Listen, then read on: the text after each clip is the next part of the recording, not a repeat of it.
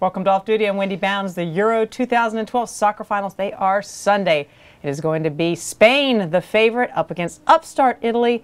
Who's going to win? I don't know. Matthew Futterman, though, he is our sports reporter following all the action. He's right here with us. Matthew, no one really even expected Italy to be here at this point. How does this shake up the whole game? That's right. I mean, Italy had a terrible World Cup in 2010. They didn't even get out of the group stage. They had this crucial game against Slovakia of all right. teams, and they lost that, didn't advance, caused a real crisis in Italy.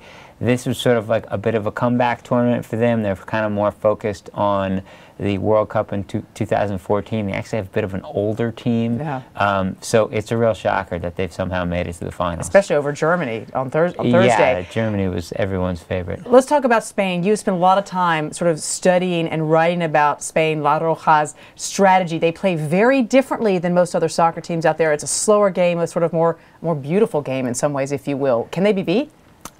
Sure, they can be beat. They've shown that there's a few chinks in their armor this year, especially without David Villa, who's their all-time leading scorer, and Carles Puyol, who is their great defender. However, they seem to have been getting stronger and stronger throughout the tournament. And if you're going to beat them, it's probably going to take a lucky break or two, especially if you're Italy. Who is this sort of superstar that has emerged on Italy's team, scored the 2 goals against Germany?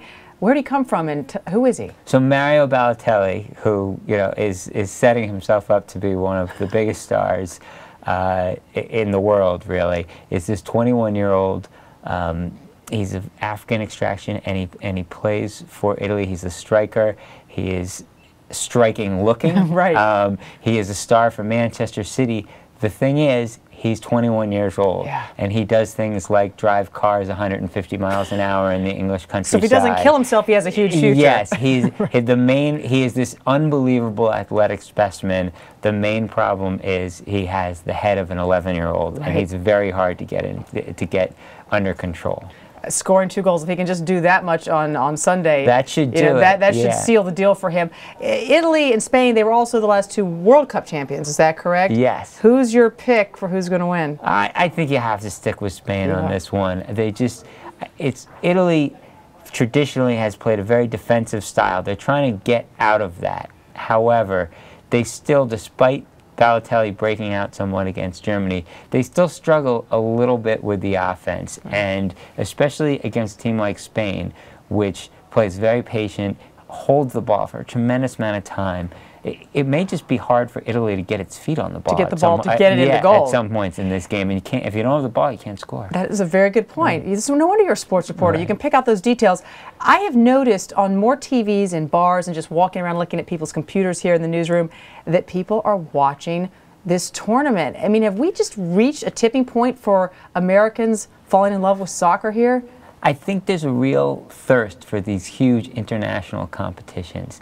The World Cup obviously is getting hugely popular in the U.S., but this is the first time I think you really notice that the Euro, which is just continental Europe, is becoming sort of on the tip of everybody's tongue as I walk around and talk to people. People are watching these games in their offices, they're watching them on their computers. I think there's a real sort of love affair with this generation of U.S. grown-ups who grew up in the 70s as kids and were first generation that really played soccer. Now they're middle-aged, I hate to admit it, and this is why we spend our time. And having this new kid, Mario Balotelli, in there is not hurting ratings, I assume. Yeah, he's going to be interesting. All right, Matt Futterman, thanks so much. Thanks Final game, me. it's on Sunday. He's sticking with La Roja. We'll see if he's right.